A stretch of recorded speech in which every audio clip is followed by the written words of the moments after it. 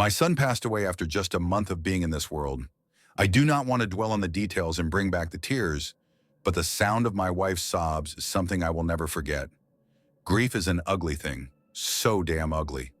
When we lost him, it felt like my wife was choking on pieces of her very soul. Her cries were so piercing, they could have shattered glass or made your blood run cold.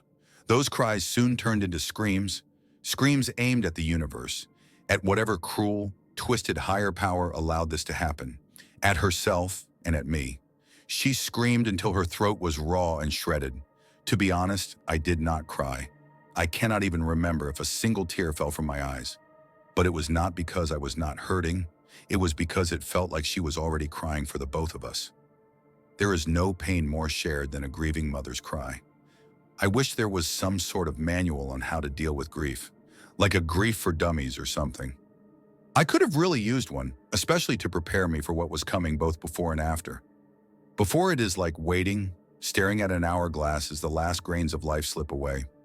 My heart was pounding as his life slipped away, and it hit me like a ton of bricks. I am going to have to grieve, I thought to myself. Before I could even begin to feel it, I knew it was coming for me. And I realized that in a split second, life was about to become a battle for survival. Maybe I was already grieving before he even passed, thinking I was ready. But now, I am not so sure you can ever be truly ready for something like that. Then there is the after. It is not the moment you leave the hospital room or even the drive back home. It is that moment when you open your front door and the air is sucked out of the room, leaving you with that all-consuming void. This emptiness in your chest, in your relationship, in your home. This is it. This is my life now. This is real. What cut even deeper was that this new reality was not all that unfamiliar to me. It was one I had just a month ago. The guilt ate at me, not because I was mourning him, but because I was grieving what he could have been. I mourned the first birthday he would never have, all the birthdays after that, the first steps, the graduations. I would have even welcomed a heated argument with a teenage son over this. I could not stop myself from grieving the life he could have lived rather than the one we lost. My wife, on the other hand, felt something different.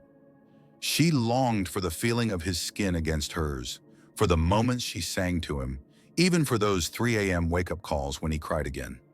We never really talked about it, but we both knew we were grieving in different ways. At night, we lay in bed with our backs to each other, and she would flinch when I tried to reach out to her. It was almost like she was allergic to my touch, but I understood that she needed her space. The funeral was pure torture. Honestly, I think burning in the depths of hell would have been less painful than attending the funeral of my own baby. At least hell would be warm, not like the cold, unforgiving grip of grief. I remember walking up to that tiny casket by myself, staring down at him. The only thought that crossed my mind was, caskets should never be this small. He lay in a box so tiny I could have held it in my arms. When they lowered him into the ground, the cries came rushing back. My wife's wails pierced the clear morning sky, so raw and primal it felt like we were losing him all over again.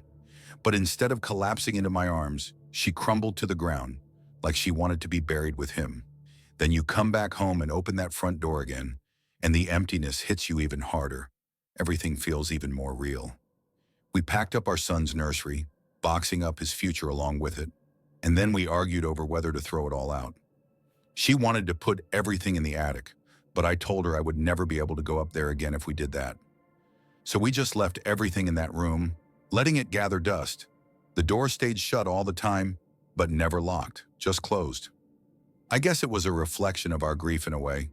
We had shut the door on that part of our lives, but we were not ready to lock it away for good.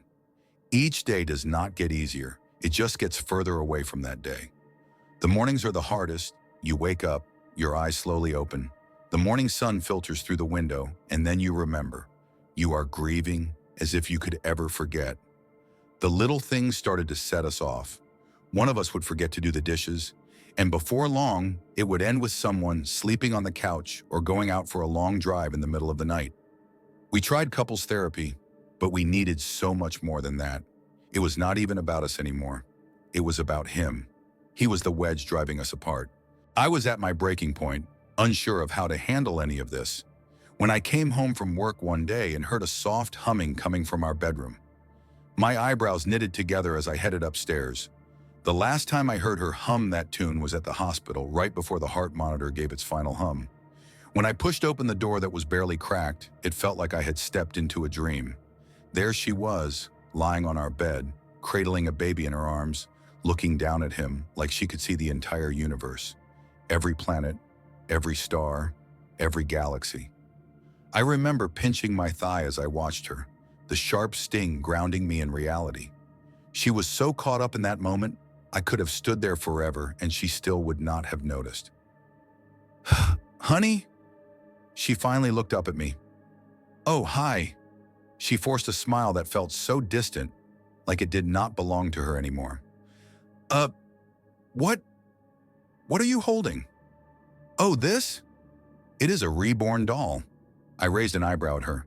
"They are realistic dolls for mothers to help me cope." She nodded quickly, but her smile was starting to falter. It felt like I had shattered her illusion just by asking. "Oh." I could not help but keep staring at the doll and at her because of the way she looked at it, like she was holding our real baby, not just a piece of plastic. "Has it helped?" "I have only had it for a few hours now, but it is comforting." At first it did not sit right with me, but if nothing else was helping, then I was relieved if this could. "Do you want to hold him?" Suddenly I was at a crossroads. I did not know if I could hold that doll and give her the reaction she was hoping for. I knew I could not see it as my son, but I also knew this was not just about me, so I walked over hesitantly and stretched out my arms. A slight chill ran through me as its cold, lifeless skin touched my hands. I pulled it close and cradled it, looking down at it. And then, out of nowhere, I broke down in tears. It felt too damn real. I dropped to my knees with the doll in my shaking arms, my face already soaked with tears. I knew it was not really my son, but in that moment I realized just how much I missed this. Not just the memories we had lost, but the feeling of it all. My wife stood there patiently as I cried with my head hung low. I let out sobs I did not even know I was capable of, my voice cracking with each painful wail. After that day, I began to notice things slowly improving. It did not fill the voids, but something else seemed to stand in them for a while, just enough to keep the emptiness at bay. Whenever she had one of those days where just getting out of bed felt like too much, she would hold the doll, hum to it, sometimes even pretend to breastfeed it. I will admit it still unsettled me a bit. There was some comfort in it, but deep down, I knew it was not him. And I think that is when the wedge between us drove even deeper. One day I came home, and as I made my way upstairs, my whole body froze when I saw light spilling out from a door. That door. I knew it was unlocked, but I never thought either of us would open it. Not so soon, anyway. My throat tightened as I approached it. Slowly pushing the door open, I saw the empty boxes and then noticed the nursery, fully set up again. As I stepped inside, a sense of unease settled over me. Then I noticed something in the crib. Gripping the railing, I leaned in closer, my eyebrows knitting together as I saw the doll lying there. "I did not hear you come in." I jumped, spinning around quickly. "Jesus, sorry, you. What is all this?" "What do you mean? What is this?" Our nursery?" "Well, yeah, but why is everything unpacked?" "Our baby needs a nursery." We stared at each other, both of us questioning the other's sanity. Look, I have read up on these dolls, and I understand how it helps you. I will admit, it has helped me a bit too. But this? This is not our what?" Suddenly, I was at a loss for words. "I am just worried. I unpacked all of this myself, and I will put it all back when I am ready, okay?" She spoke slowly and firmly, her eyes sharp as daggers.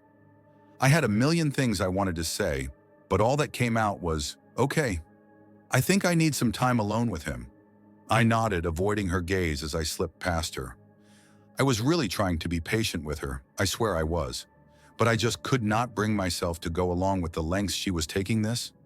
Pretending this doll is our child might be helping her, but it only made things worse for me. That night, we did not say a single word under those sheets. I lay there facing the window, while she was turned toward the baby monitor she had put new batteries in. After a while of staring at the moon and imagining shapes, I eventually drifted off to sleep. In the middle of the night, I found myself slowly drifting out of a dream and waking up. My eyes creaked open to the dim moonlight filtering through the window. The room was quiet except for the faint cries coming through the baby monitor. I sat up, rubbing my eyes, and stared at the monitor as static-filled cries came from the speaker. "Liv! Wake up!" I gently shook my wife until she groaned herself awake. She lifted her sleep mask and glanced at the monitor. My eyes darted between her and the monitor. She sighed, tossed her mask onto the dresser, and got out of bed. "I'll take care of him. Go back to sleep."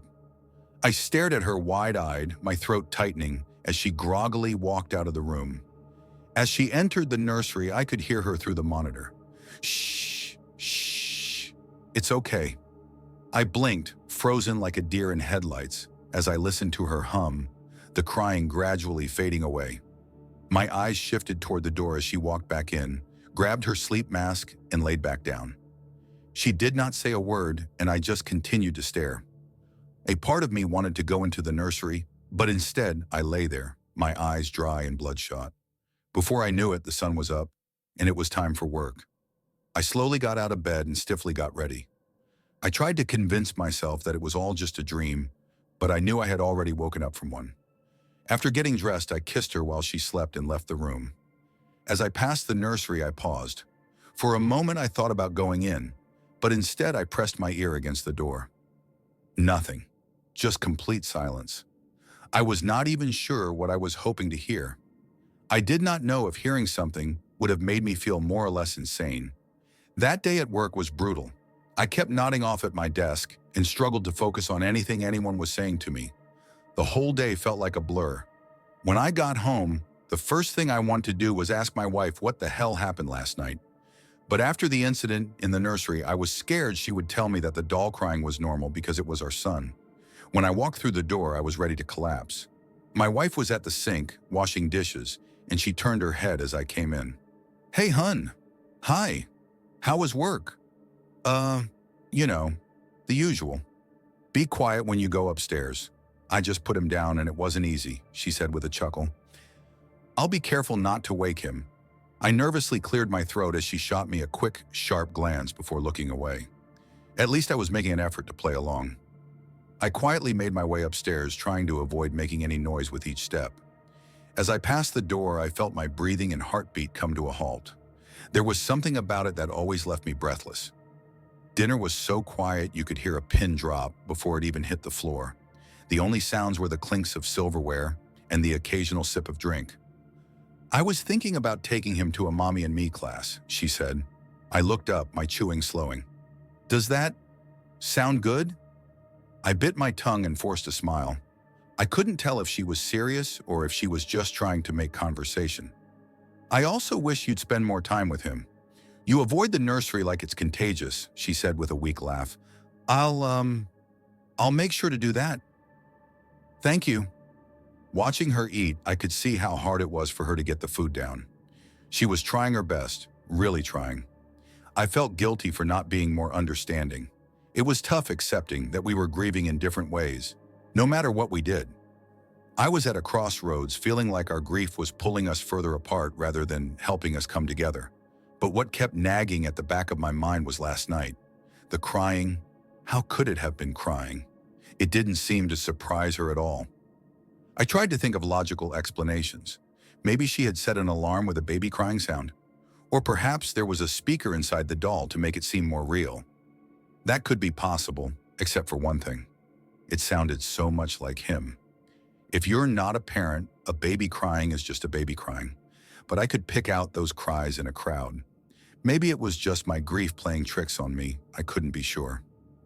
Later that night, after brushing my teeth, I was heading to our bedroom when I noticed my wife in the nursery. She was gently rocking back and forth in the rocking chair, humming to the doll. "Hey, I finally got him to sleep," she said, noticing me lingering in the doorway. "That's good. Come say goodnight." I hesitated for a moment before forcing myself to step into the room. She walked over to the crib, gently placing the doll inside. She bent down, kissed its forehead, and then turned to me. I glanced from her to the doll, sensing she expected me to do the same. I leaned in tentatively, puckering my lips. As I got closer, an overpowering, foul smell hit my nose. I tried to brush it off, but as I neared, the stench grew stronger, making me recoil.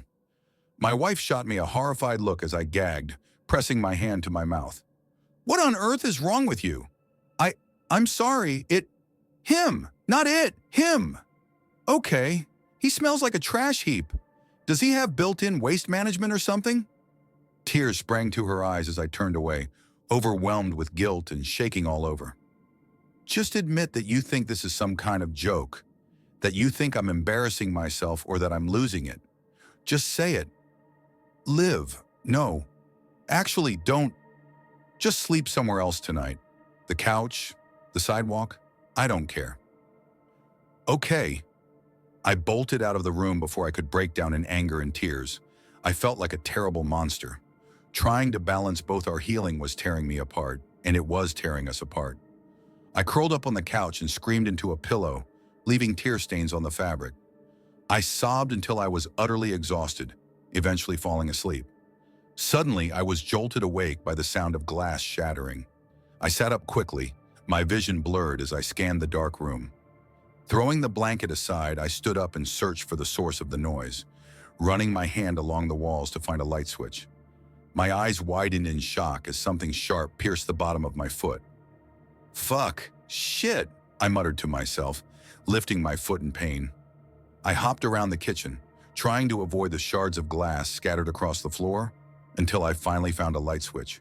The kitchen lit up, revealing a trail of blood droplets from my foot. I lifted my foot to examine it and saw a small piece of porcelain embedded in my skin.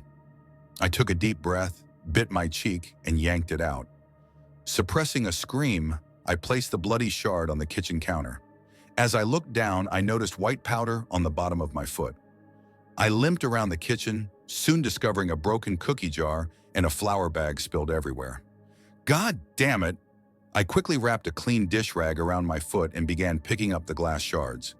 The pain from the cut and the mess was overwhelming, pushing aside any thoughts about how the mess had happened. But then I saw something that made my heart drop. Small flour-covered footprints leading out of the kitchen. I placed the last piece of glass into the trash, my eyes narrowing in confusion as I stared at the footprints. They looked like... No, it couldn't be. I told myself it was impossible. But who else could have feet that small? It wasn't my wife, and it wasn't any animal I knew of. Feeling uneasy, I quickly vacuumed up the trail. The footprints stretched further than I realized as I left the kitchen and made my way through the living room. They continued up the stairs. My gaze followed the trail, leading me into the dark hallway. I tried to rationalize the crying I heard the other night, but this was beyond any explanation I could come up with. Taking a deep breath, I slowly climbed the stairs. Each footprint I vacuumed up seemed to beat faster in my chest. At the top, the trail continued, turning and ending at a door. That door, I stood there, my breaths heavy and trembling against the wood. I couldn't bring myself to open it. I just wanted to cry, feeling as if I was being haunted by my own grief. I could have stood there for minutes or hours. It felt like forever before I finally stepped away and went into the bathroom. I fought back tears as I checked my foot for any remaining glass and bandaged it properly. With everything that had happened, all I could think was, why us? Why me? I just wanted to be a husband, a father, a family. Why does life have to be so cruel? It's not just about not getting what you want. It's about losing what you love. It's losing your son after only a month. It's not unfair. It's just cruel. So damn cruel. After securing the bandage, I limped out of the bathroom, feeling utterly exhausted. I paused in front of the nursery door as the sound of crying came from behind it. I had never prayed before, not even for my son. It felt like shouting into a void. But at that moment I prayed. I prayed for it to end. I needed it to end. But no one was listening. Life wasn't fair, and I should have known that. I opened my eyes, tears stinging, and walked past the nursery door. The cries grew fainter as I moved away, but I could still hear them echoing through the ceiling. It felt like they were crying for Daddy as I lay my heavy head on the couch pillow. I hoped my wife would wake up and take care of it, but she never did. All night I lay there with tears drying on my cheeks while the relentless crying continued. My sanity felt like it was breaking apart piece by piece. It became impossible to keep a grip on reality or figure out what was going on while those screams filled my ears and reverberated in my head. At that point, I just wanted to die, or at least be numb. To be able to not care about anything, even just for 5 seconds, would have helped me sleep. By morning, the crying had stopped at some point, but I don't remember when. "Jack," my wife said suddenly, her hand resting on my shoulder. I jumped, turning my head to face her. "Didn't mean to scare you. It's fine, I just didn't sleep." Guilt was visible on her face. "Is everything all right?" "I want to apologize for last night. You've been incredibly patient with me, and I feel like I've been asking too much." We sat in silence for a moment, avoiding each other's gaze. "I appreciate that. I'm sorry too. I've been too judgmental. We don't have to be on the same page to care about each other." She sat down next to me, resting her head on my shoulder. I kissed the top of her head and savored the quiet moment with her. I wanted to mention what I saw last night, but decided it wasn't the right time. "And about the smell, you weren't wrong. I went to check on him this morning, and it hit me like a ton of bricks." She chuckled weakly. "It turns out he was molding inside, which can happen.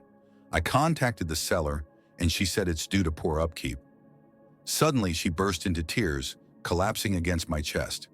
I held her tightly as her tears soaked through my shirt. "How did I manage to lose him twice?" she sobbed. My heart broke for her. "It's okay. It's okay. You can always get a new one."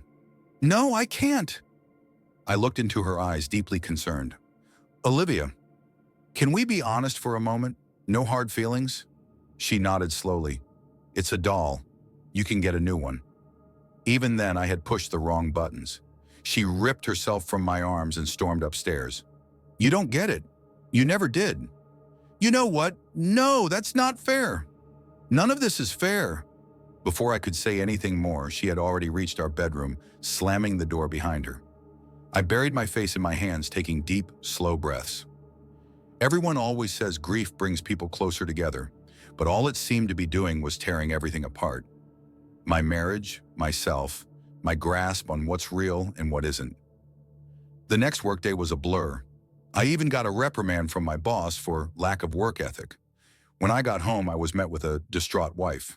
She was clearly still angry, and I hesitated to ask if she was okay. "Hey, hun, are you all right?"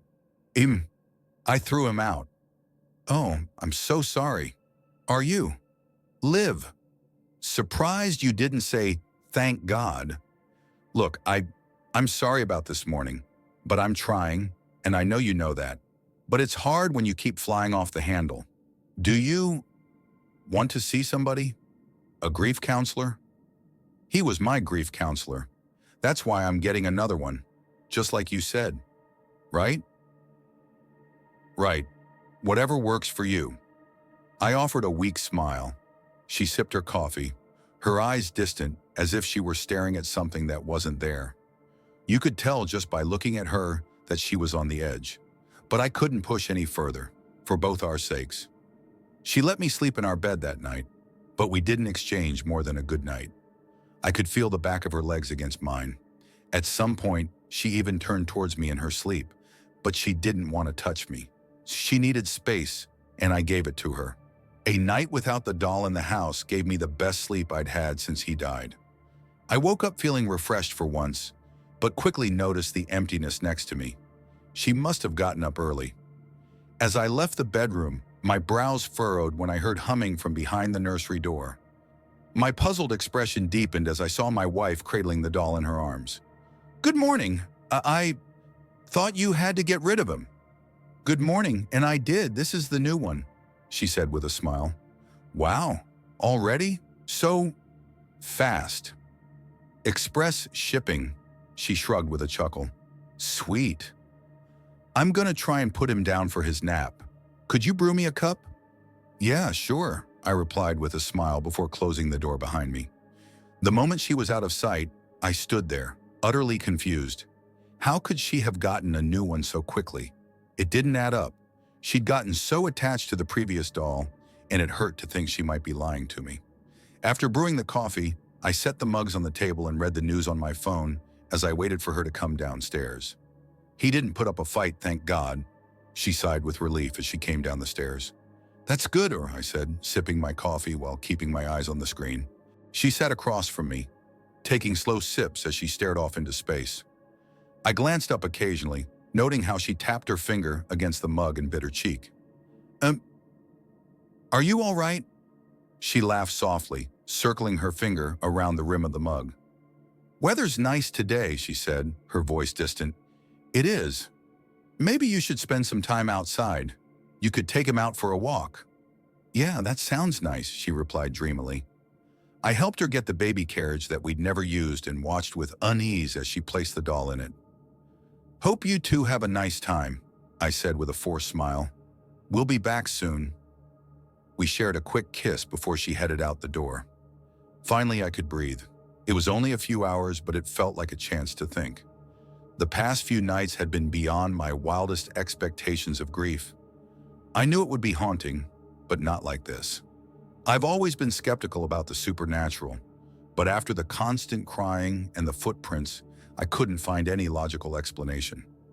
I'd run in circles trying to make sense of it, but nothing added up. My wife seemed to know more than she was letting on, but I was afraid that asking her would push her further away.